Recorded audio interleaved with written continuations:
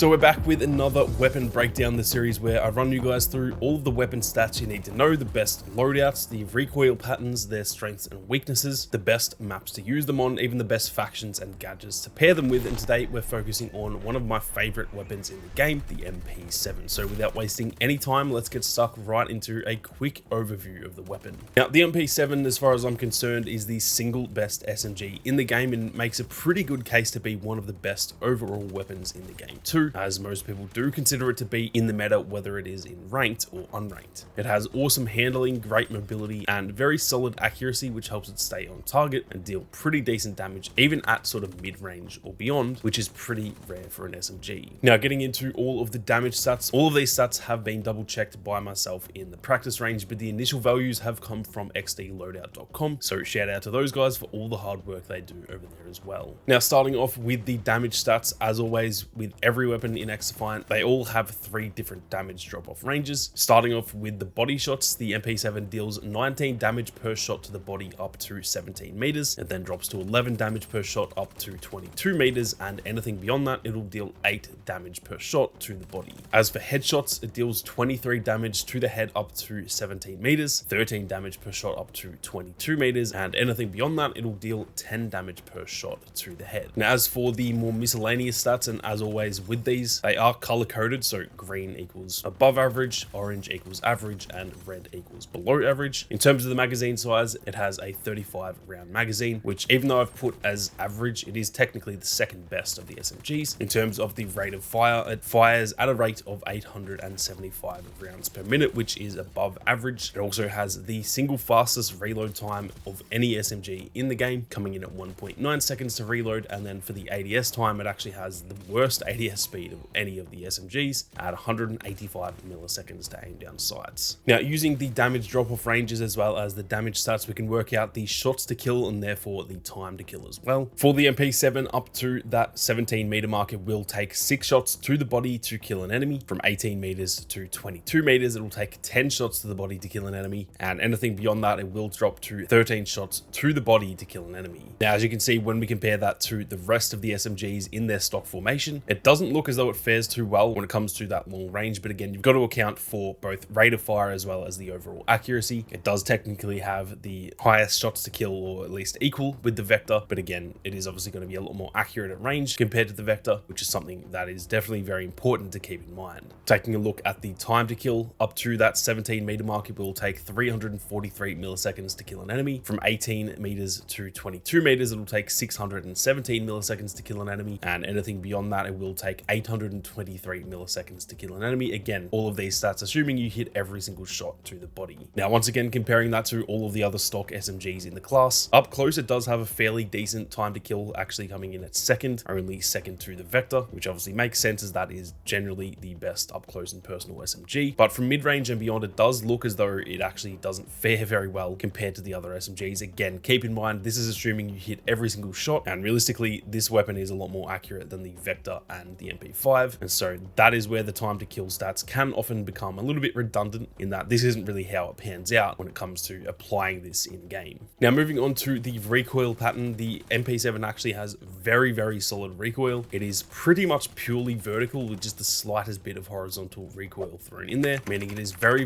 easy to both learn and manage, and obviously that is a big part of why it has such great accuracy. As for the hipfire recoil, it is pretty much the same for the hipfire 2, just up and slightly to the right, and obviously the hipfire recoil is much tighter than what we've seen so far from the ARs in this series, as you would expect with an SMG. So the MP7 is definitely a lot more viable when it comes to hipfire. Now, just quickly for those interested in making the weapon grind a little bit easier in XDefiant, MitchCactus.com has you covered, as they will actually grind weapon levels, attachments, and skins for you while you're out at work or at school. They have well over 10,000 verified Trustpilot reviews. All of their packages are completely safe and legitimate. They also have 24/7 customer support and even a 100% money back guarantee. Head on over to MitchCactus.com using the link in the description and use code SAMMY for 5% off for a limited time only. Now, moving on to the loadout. The loadout that I'm going to be showing you guys in this video is what I call the mobility build. This is what I run at all times for the MP7. It is built to be very aggressive and mobile, which suits perfectly how you should be playing the MP7 anyway, and realistically pretty much any SMG in the game. Now, for this loadout, I run the lightweight barrel, which just gives you slightly faster faster movement speed and ADS time while sacrificing just the tiniest little bit of range, which obviously we don't really need when it comes to an SMG. I then also run a suppressor just to stay off the map. I also run a super light grip that also plays into that close range build with faster ADS time and movement speed similar to the lightweight barrel. I also run the fast mag, as in my opinion that is just easily the best magazine attachment in the game. It gives you a little bit more ammo but also a much faster reload time. And then lastly, I run the quick draw tape just to help once again with an even faster ADS speed and sprint to fire time, which is absolutely crucial with an SMG, especially when using it in this sort of playstyle. Now moving on to its strengths and weaknesses. Starting off with the strengths, it is easily the most accurate of any of the SMGs in the game, like I said, which helps a lot more than you would probably think. That is generally one of the biggest drawbacks to SMGs when compared to assault rifles. They all have relatively similar fire rates, and yet assault rifles are generally speaking a lot more accurate, but the MP7 is actually very accurate, which at that sort of mid to long range, at least mid to long range for an SMG anyway, becomes very helpful, helping you stay on target and therefore get a lot more kills. Mobility is also crazy good with the MP7, as well as just a slightly above average magazine size, which in an arcade shooter like this is absolutely crucial. In terms of its weaknesses, its only real weakness is that it does deal just a tiny little bit less damage than most of the other SMGs, so you can sometimes lose up close to a P90 or a Vector if both you and your enemy are hitting all of your shots, but realistically that's not always going to be the case, and as far as I'm concerned, the pros for the MP7 far outweigh its cons anyway. In terms of some of the best arena maps to run the MP7 on, I definitely think maps like Arena, Echelon, HQ, Showtime, and even Attica Heights are all great for the MP7. All of them have those really good close range sections, which is obviously where this weapon excels, and even in those sort of mid-range sections it can do pretty damn well too. In terms of the best factions to pair the MP7 with, in my opinion it is really good to use with the Echelon faction. Running that intel suit and pretty much having legal wall hacks while wielding one of the best close range weapons in the game is obviously very